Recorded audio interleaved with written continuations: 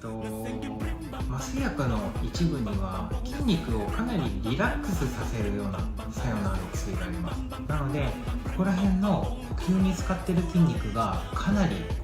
リラックスしてしまうんですね。なんで通常寝てる時よりもこういうところの筋肉の張りが弱くなってくるとですね、重力に引っ張られて下に落ちてきます。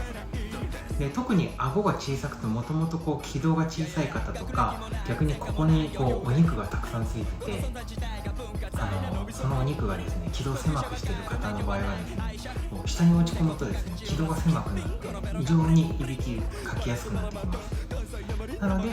普通に寝てるよりも、手術の時の麻酔の影響でいびきがかきやすい状態になることがあります。ただ手術中はですねちゃんと呼吸の管理を、モニターって言って常にですね酸素の